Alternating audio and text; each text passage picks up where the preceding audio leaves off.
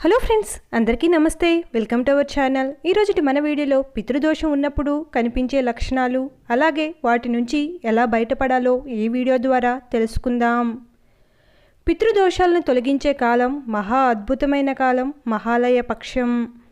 జాతకంలో పితృదోషం ఉంటే జీవితంలో నిరంతరం అడ్డంకులు ఎదురవుతూనే ఉంటాయి. సంతానం కలగటంలో కూడా ఇబ్బంది ఏర్పడుతుంది. వాటి నుంచి బయటపడేందుకు పితృపక్షం రోజుల్లో కొన్ని పరిహారాలు పాటించటం ఉత్తమం. పితృదోషం ఉన్నప్పుడు కనిపించే లక్షణాలు ఏంటి అనేవి ఇప్పుడు తెలుసుకుందాం. ఉత్తరాయణము దేవతల కాలం గనుక ఉత్తమ కాలమని, దక్షిణాయనము పితృకాలం గనుక అశుభకాలమని మన పూర్వుల విశ్వాసం. ఈ మహాలయ పక్షంలో ప్రతిదినము గాని ఒకనాడు గాని శ్రౌద్ధము చేయవలెను. అట్లు చేసిన వారి పితరులు సంవత్సరం వరకును సంతృప్తులగుదురని స్కంద పురాణంలో ఉంది. పితృదోషం. దేవుళ్లను దేవతలను ప్రసన్నం చేసుకోవటానికి మనం ప్రతిరోజు పూజ చేసినట్లే పూర్వీకుల ఆశీర్వాదం పొందటానికి శ్రౌద్ధం, కర్మ, తర్పణం చేస్తారు. హిందూ మతంలో పూర్వీకులను దేవతలుగా భావిస్తారు. పూర్వీకులకు తర్పణం, పిండదానం, శ్రౌద్ధం సరిగ్గా చేయకపోతే కుటుంబం పితృదోషంతో బాధపడుతుందని నమ్ముతారు. ఒక వ్యక్తి జన్మరాశిలో పితృదోషం ఉంటే అతని జీవితంలో అనేక రకాల సమస్యలు రావటం ప్రారంభమవుతాయని పండితులు చెబుతున్నారు. పితృదోషం యొక్క లక్షణాలు ఎలా ఉంటాయి? ఈ దోషం ఉన్నప్పుడు వ్యక్తికి కనిపించే సంకేతాలు ఏమిటో ఈ వీడియో ద్వారా తెలుసుకుందాం. పితృదోషం యొక్క లక్షణాలు. గ్రంథాల ప్రకారం ఒక వ్యక్తి పితృదోషంతో బాధపడుతూ ఉంటే అతని వంశం ఎంత ప్రయత్నించినా ముందుకు సాగదు. అలాంటి వ్యక్తి సంతానం పొందటంలో ఇబ్బందులు ఎదుర్కోవాల్సి ఉంటుంది. వారికి పుత్ర సంతానం కలగటం అనేది అసాధ్యంగా మారుతుంది. ఇంట్లో రావి మొక్కను పెంచటం కూడా పితృదోషం లక్షణంగా పరిగణిస్తారు. ఇంటి ప్రాంగణంలో రావి మొక్కను పెంచటం సరికాదు. అది కూడా విరిగిన కుండలలో రావి మొక్క పెరగటం చెడు సంకేతంగా పరిగణించబడుతుంది.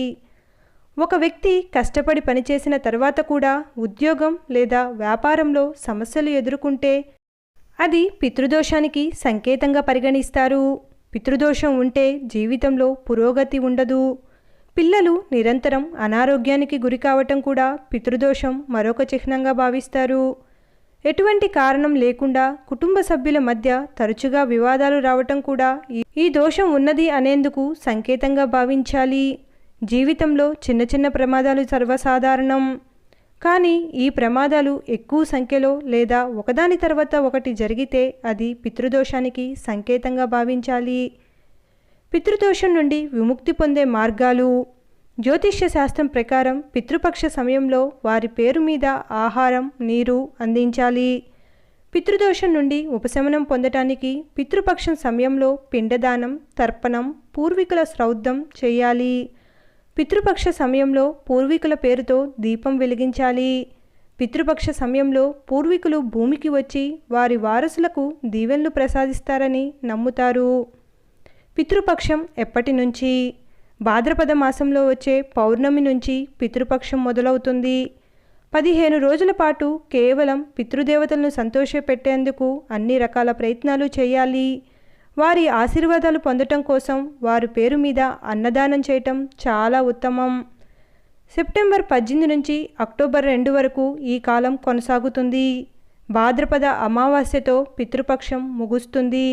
దీన్నే సర్వపితృ అమావాస్య అంటారు. హిందూ మత విశ్వాసాల ప్రకారం ఈ సమయంలో పూర్వీకులకు సంబంధించిన పనులు చేయటం వల్ల జీవితంలో సౌభాగ్యం లభిస్తుంది.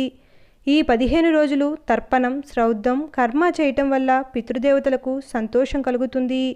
Thanks for watching. ఈ వీడియో కనుక మీకు నచ్చినట్లయితే please like, share and subscribe to my channel. Thank you.